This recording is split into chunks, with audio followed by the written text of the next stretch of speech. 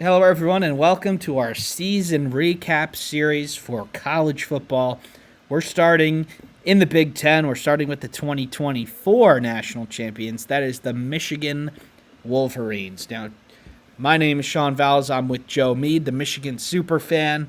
And Joe, we're going to have a pretty structured approach to these season recaps. This one obviously going to take a lot longer with your fandom. But Michigan, coming into this year, had new coach Sharon Moore in season one, lost a number of players to the NFL, Blake Corum, J.J. McCarthy, plenty others. And fair to say that expectations were not met. They finished the season 8-5 overall, 5-4 in the Big Ten. That was good enough for tied for seventh place. But Joe, you'll see on there, you beat rival Michigan State. You beat Ohio State in the shoe. Then they went on to win the national championship. Then you beat Alabama in a respectable bowl game. So all things considered, what were your overarching thoughts on the season for the Wolverines? I think, going back to the beginning, losing 18 of 22 starters, there was an expectation of a drop off. And then when you looked at the schedule, you figured there would be three or four losses.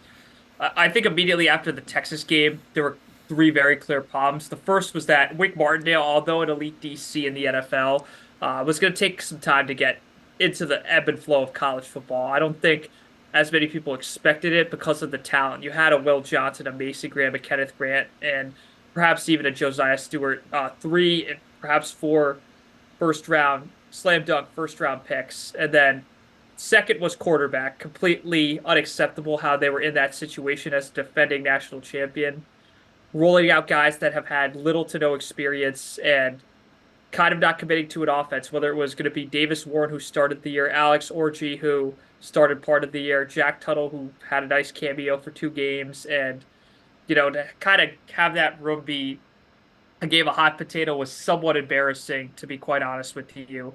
And the third problem was Sherrod was growing as a head coach. The famous Lou Holtz quote was, I was at William and Mary when I was first a coach, and believe me, I made plenty of bleep ups, but it was William and Mary, so no one cared. First time head coach at the University of Michigan, replacing a guy who's one of few coaches to coach in a Super Bowl and win a national title. It's really difficult. So accounting for all that, start the month of September, I thought they got out of it pretty scot-free. Texas, who was a semifinalist, came in and humiliated Michigan and exposed all those problems I just mentioned. Arkansas State, I thought, could is where the season really could have went off the rails. They were in a severe danger of losing that game. It just looked like, oh my gosh, this team might not be bowl eligible. They squeaked out a win against a team that was a fringe top 10 team in USC week 4. And I think from there, Michigan fans kind of got their hopes up a little too much, including me, because we saw USC beat LSU week 1, and we thought, wow, Michigan's back. We can't throw the ball. In fact, we threw for less than 70 yards in that game to win. But man, we could run it with Kalel Mullings and Donovan Edwards, two guys that looked like NFL backs at the time. And, the sky's the limit in the sense that I don't think we were going to win the Natty. Maybe we could sneak into the 12 team. Maybe we could win 9 games. And then followed it up beating Minnesota. But before I go on to the Washington game where everything went wrong, what were your observations, Sean? I want to take a look at the scheduling, and obviously, especially non conference games, they're negotiated years and years in advance. So this is sort of a suggestion that can't be fixed. But knowing what you know now, Joe, it's really hard. The team wasn't ready for the Texas game. And I know it was at home, and Texas ended up being really good. And I know you have Oklahoma the next two, and then you go back down to Texas the year after that. But especially with it being that early in the season, if you could go back, I think Michigan would prefer not to play that Texas game, considering the schedule that they had in the Big Ten, playing 3 other college football playoff teams and playing 4 in total with the Texas game. But you could tell right there that they weren't quite ready for the level that was going to be expected of them. Now, they did bounce back, but again, I just think that Texas game took a lot. Losing to Texas was there's no shame in that, but to get outclassed like that on your home field, I just think it started off the season on a bad note that the drop-off might be a little bit more than expected.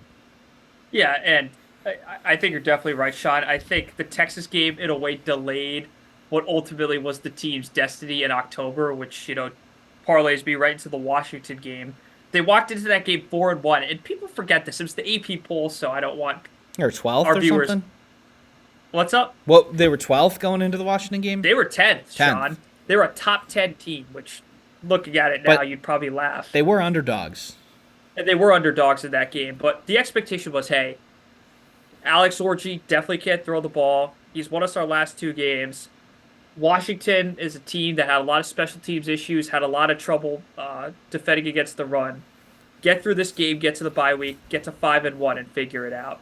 And to be honest with you, Sean, the way the game started, it looked like a disaster. Then Jack Tuttle comes in. They go on a 17-0 run, 17-14. This is where the season turned, and I want this to be clipped. I want this to be repeated. I swear this is where the season turned in a bad way. Up 17-14, Michigan wreaked havoc. Derek Moore, Will Johnson. This was his last game as a Wolverine. Ultimately, he was doing pretty good in coverage. They'd been exposed a few times by Denzel Boston the first half. They sacked Will Rogers so many times in the second half. To get the ball up 17-14, the crowd was out of it. To go 3-and-out and move a total of 1 yard. It became a game of hot potato, and eventually Washington had a way better offense. They scored 17-17 for a while. Michigan's Donovan Edwards slipped out a wide open hole. Probably could have bursted for a touchdown like he did earlier in the game. And then from there, two costly turnovers by the Wolverines, a fumble by Jack Tuttle and the game-sealing interception. From their shot, it opened a really disastrous October. The bye week, Jack Tuttle looked really good against Washington, but after the adjustments, he looked human. And Illinois and Brett Bielema exploited that. And not to take anything from Illinois, they were a 10-win team, a really good team, and we're going to grade them really highly. From then on, it looked disastrous. To lose 21-7, the offense looked awful. The one positive was Wick Martindale was figuring it out. He wasn't complicating coverages. He was just being basic. He knew the talent he had, and the defense picked it up. The next week, they go back to Davis Warren. Probably should have been the guy the whole year in hindsight, and they beat Michigan State team, which at that point we'll do them next. They were really hot. They just dominated Iowa. Aiden Childs looked like a really promising young quarterback. So to win 24-17, and then you came right back down to earth when you played the number one team in the country at the time in Oregon. They played really well in that game. The score is deceptive, 38-17.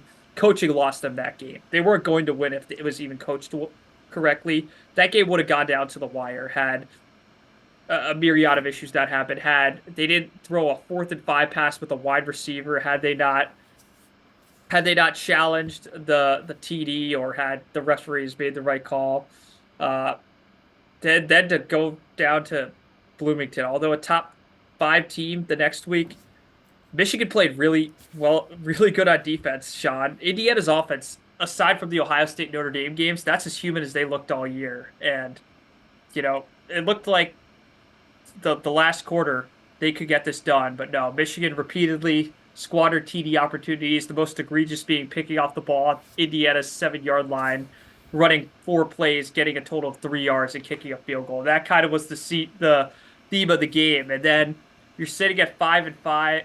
You're sitting at 5-5 into the bye week. And before I get into what happens next, sorry for the rant there, Sean. No, what it's do you all right. think? What do you think of that stretch from Washington to Indiana that I just recapped? The Washington loss is really the only one where you could say that Michigan wasn't outplayed in, and it just, they were, like you said, I kind of forgot about it until I went back to look at it to prepare for this, but Michigan was in a pretty good spot to win that game. And, miscues don't go their way, and then just ultimately putting a quarterback who is not good in obvious passing downs, it just hurt them so often this year. If your quarterback can't throw it, don't, maybe run a couple throws on first down and stuff like that. But I think the Illinois game, just unfortunately not as good a team as Illinois. And then the Michigan State win, Joe, really was huge. If you look at that stretch of games, I think we talked about it at the time, that was really huge. I think that's where things could have gone off the rails. They didn't. Ultimately, you play Oregon, not on the same not on the same level as the Ducks. You go to Bloomington, it looks like it's going to be a blowout. You put together a couple really nice, probably a really good defensive half, probably their third best defensive half of the year. You find a way to give yourself a shot at least in that one, but I still do think that a couple of really easy dropped passes there from Indiana, and that's a 15-point win for the Hoosiers.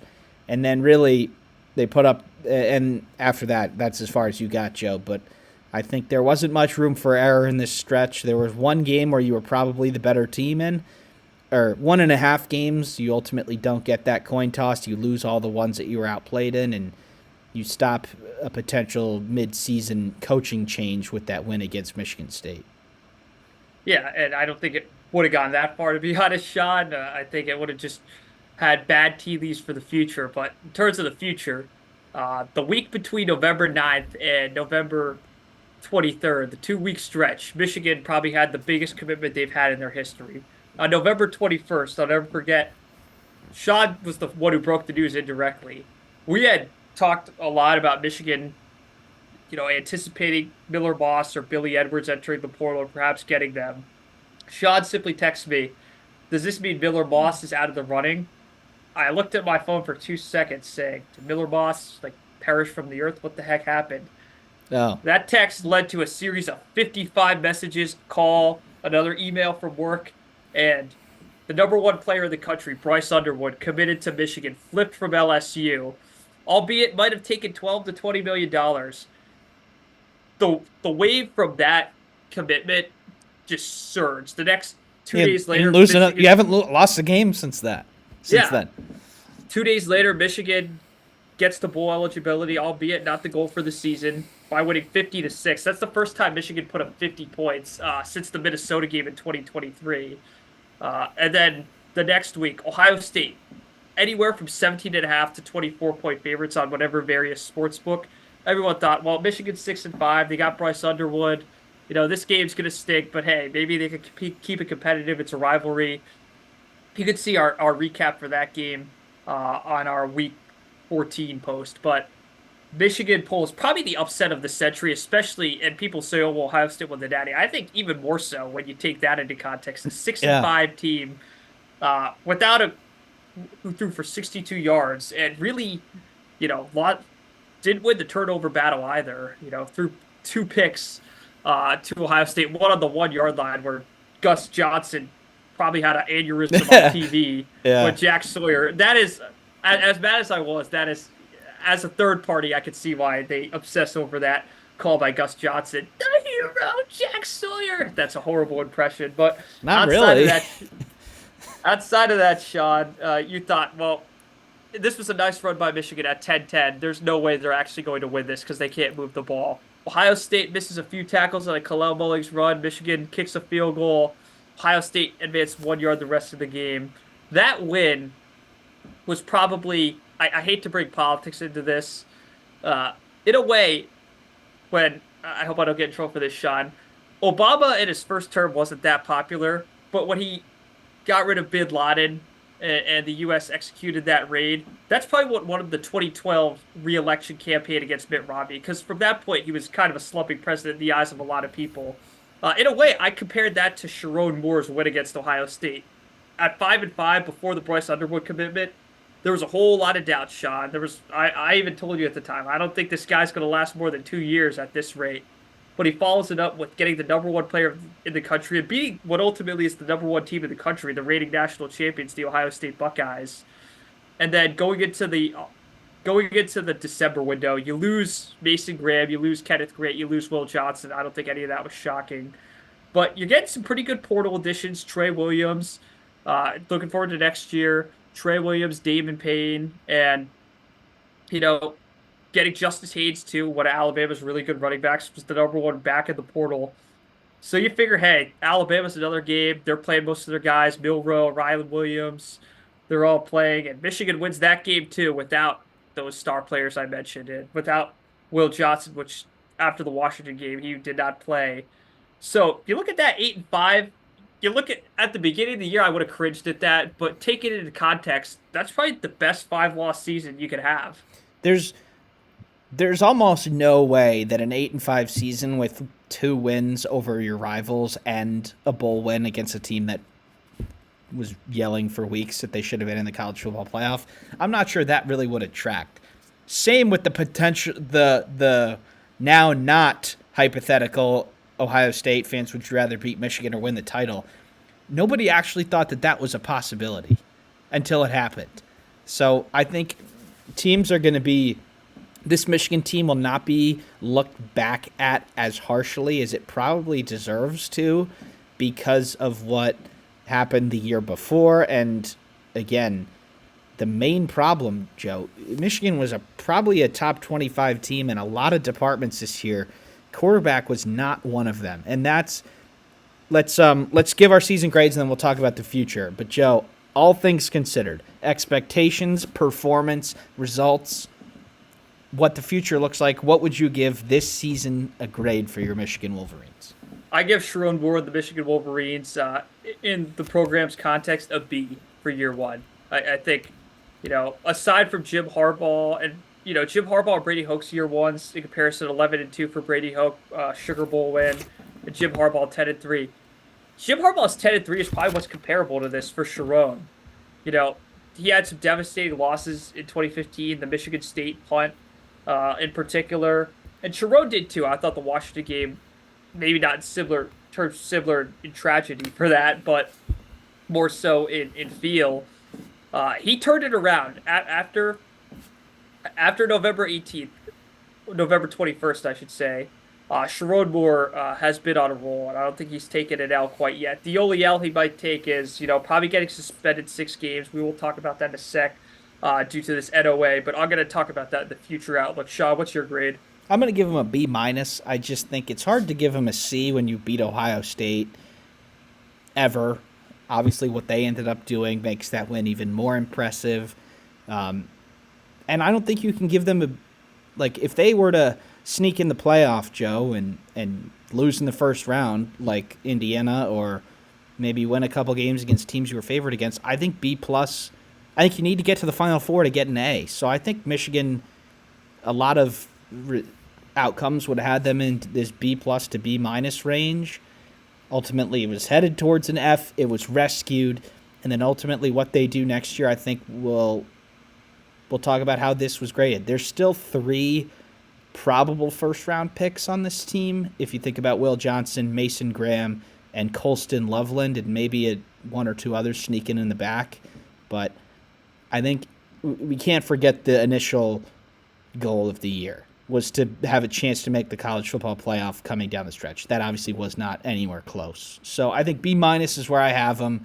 They ultimately rescued it, and there will be another future outlook video, Joe, closer towards the season at the tail end of the summer when we've got complete rosters and Michigan schedule is out, so we know it, but when all the schedules are finalized and the times and stuff like that. But really the one lingering question, Joe, is the quarterback position. Now, there are 3 players for the Wolverines who could factor next year. That's Fresno State transfer Mikey Keene, Bryce Underwood, as you mentioned before, and then once upon a time, a high recruit, Jaden Davis. So, Joe, if you had to, first of all, it's a clear upgrade over last year. Mm-hmm. If you had to guess now which one of those 3 is going to be playing the biggest part next year, there's a way that all 3 of them play, I think. I think it's going to be a Mikey and Bryce duo in a way. I really wanted this year to be the Chris Leak Tebow situation, not saying they're going to win the Natty next year. Everyone calm down. But a situation, veteran guy, and then Bryce, a guy who could run, who's just a raw talent, who a lot of people could project could be one of the best to ever play the position in college. I'm not going to declare that on this. I'm not going to do that. But, Sean, if you did have anything else, I could talk about the NOA and transition that into kind of the future expectation. Okay, yeah, well, I just think it's really odd that clearly they go after someone like Mikey Keene wanting to play some part. You don't take a starting senior quarterback off of a decent Mountain West team to not play, and you don't pay Bryce Underwood all that money to at least not give him a shot.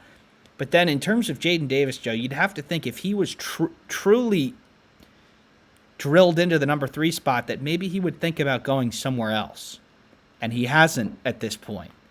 And of course he could in the spring window, but he'd missed the whole spring practice and he probably wouldn't start at his new team. So I just think that's my take on it. There's a lot of question marks, but you've got a couple of options. There were 0 options this year for Michigan. And if one doesn't work, you can go to another one. So, yeah, that's the quarterback talk, and you can wrap this one up. Yeah, Sean, in terms of next year outlook, there are pieces next year. You have Justice Haynes, you have Bryce Underwood, Keene, the guy we mentioned. You got a Donovan McCulley, you got an Anthony Simpson for the portal. Not star receivers, but probably an upgrade over what you had last year, where you're clearly downgrading as a tight end, no Loveland. D-line without Grant and Graham and Josiah Stewart. I think there's going to be a slight downgrade. I don't think as big as people are saying, just based on the bowl game. They dominated a pretty good Alabama offensive line most of that game. I think they've upgraded in terms of depth. Linebacker looks really good, and so too does the secondary. So just with guys playing more this year, I think if next year turns out well, this year would have been fertilizer for a lot of those guys like Jair Hill and Zeke Berry. The one lingering aspect of all this, the after effects of the Stallions, this NOA investigation. From what I know, and we have pretty plugged in sources, just me being a Michigan alum and, everyone being a degenerate message board warrior these days, I believe the main, and you can read the report that was released yesterday, which would be January 28th. The main issue is what's going to happen with Sherrone Moore. He's not going to get fired. The NCAA is probably seeking anywhere from like a 5 to an 8-game suspension for him for deleting texts from Connor Stallions. It does not seem that vacated wins are on the table, so I think a lot of those 11 Warriors and RCMB / angry people are not going to have that happen. And my message to them would just be, if you're an Ohio State fan, you just won the Natty. I don't really know why you have to live back in 2023. I'd live back in 2025 where you're the reigning champs. But I do think that could have a little cloud over the year. I believe Michigan is going to drag this out as long as possible. I don't think it's going to factor into a bowl ban. And if it does, I think Michigan would accept it only if they did not make the playoff next year, which with the schedule and the talent they have on this team, that is the definite expectation. And the only thing that could really excuse that is beating Ohio State again and not making the playoff. But like I said, I think 2024 is going to be a outlier in the sense that I don't think Michigan will go 7-5, beat Ohio State, and have them win the Natty again. I'm pretty safe in saying that. All right, Joe, just one more thing. I think it's pretty clear at this point, not for certain yet, but Wink Martindale's probably getting an NFL DC job, so we should have somebody else in that spot for Michigan next year. The Saints haven't hired their head coach yet, but if it's one of the two leading candidates, Wink will be the DC there. So potentially a new DC in Ann Arbor, but unless you got anything else to add, Joe, we're going to wrap this one up. All good. All right. Thank you, everybody, for tuning into our season recap. We're going to try and get to every football team here and maybe a couple of the big brands outside of the conference. So thank you, everybody, for tuning in, and we'll see you next time.